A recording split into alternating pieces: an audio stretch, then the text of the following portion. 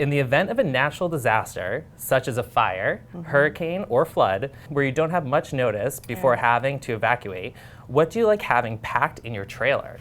We live in Southern California, where we could be forced to leave due to a fire with little to no warning. We're trying to decide what past ownership papers and health records we should keep in the trailer at all times in case of an emergency. Ooh. Yeah, so that was a very specific question, Yeah. but a good one. But I would like to open it up a bit more to like disaster preparedness in general, because September is National Preparedness Month. Oh, I did not know that. Yeah, and as we're filming this today, as we're recording it, the Hurricane Florence is about to hit the coast. Yes. So this is a very timely topic. Not going to be out in time for those people, but I think that what we're going to say today is going to help others, because they mentioned fires, there's tornadoes, there's floods, there's earthquakes. I mean, there's a lot of stuff. One of the things that you have to know, the first thing I guess, is some disasters can happen anywhere, like a barn fire, all right? But then others can happen, they only happen in certain parts of the country. So like where I live, we don't get hurricanes. Lucky. We don't get wildfires. But so you have to know what happens in your area, because that determines what your response will be. Will you evacuate? Will you reach high ground? Will you go to, do you leave your horses in the barn or turn them out? Yes, that's a common It's a very common question, and you have to ask yourself that all the time, and it depends what your threat is in your area. The one thing I wanted to say, when I did this, when I was more involved in the horse rescue community, I learned the definitions. So an emergency is an urgent situation. Okay. A disaster is an emergency that overwhelms the individual and even the local resources.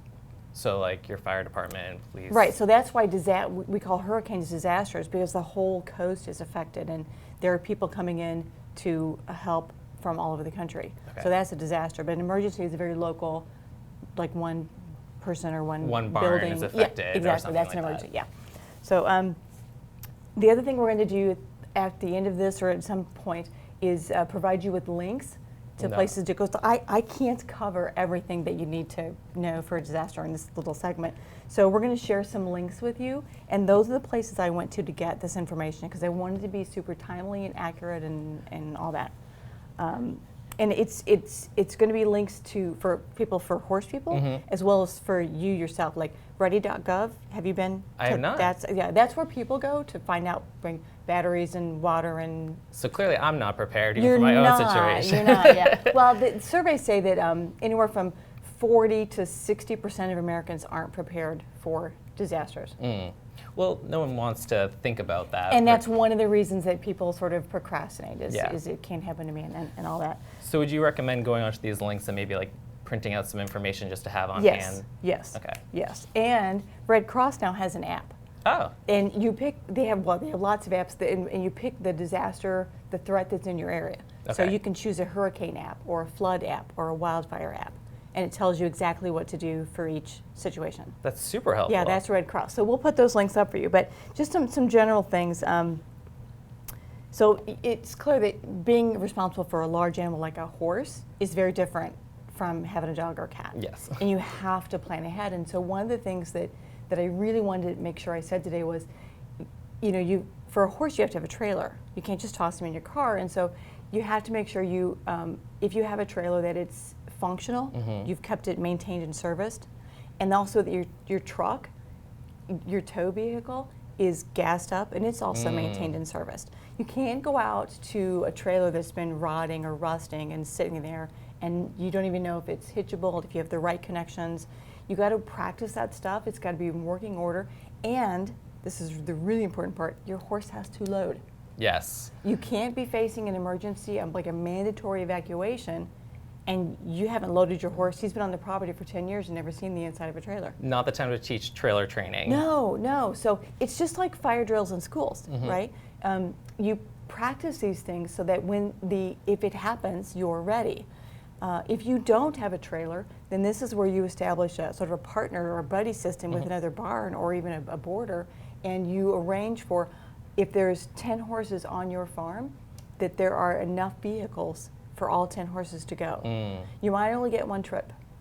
So already have planned out which horse is going to trailer with which other horse Yeah. and where they're going to go. Yep, and practice it, because it might sound easy, but until you do it and you find out that, oh, we don't have enough halters, or we don't have enough lead ropes, or you don't know till you try it. So there's a lot to think about, and these websites we're going to give you will have lists and things to mention.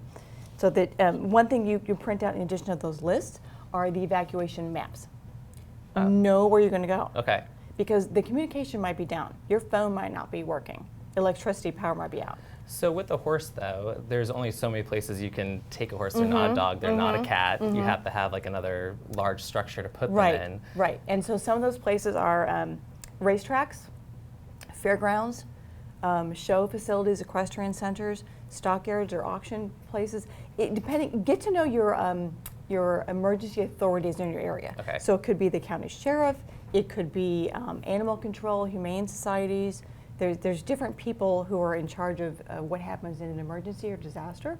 Know them, and they'll tell you where you're supposed to go with your horse. And that's why you should have, now I should probably answer the question, you should have your horse's medical records and paperwork with you, because some places won't let you on without a current Coggins and proof of current up-to-date vaccinations. Oh, wow. Yeah. So those are two things you must have in some sort of watertight, waterproof envelope. And they even say, have this information in your trailer like the person asked, but also have it somewhere else, off-site. Well, I know a lot of vets are like emailing their Coggins now to you, so can you have that as a... Well, yes, because then you can access it from your phone if your phone works, but it's best to have a printed out copy. And also, you might have lots of photos on your phone of your horse. Print out some so that you have a paper copy of a photo. That will help you for proof of ownership if you have to go find your horse, or that they're at a facility and there's lots of horses and you say the brown one, and well, there's lots of brown ones. So the Coggins and the vaccination history, if there's something in your horse's history, he's on medications, he has a special diet, those things are handy to have.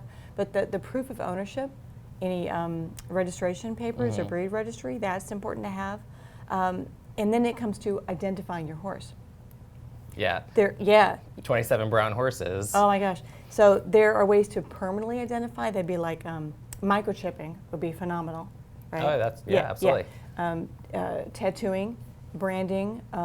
Then you can there's fetlock bands, there's neck collars. You can put something on the horse's halter, but see the halters come off, so now we're on the temporary. You can braid something into their mane or tail.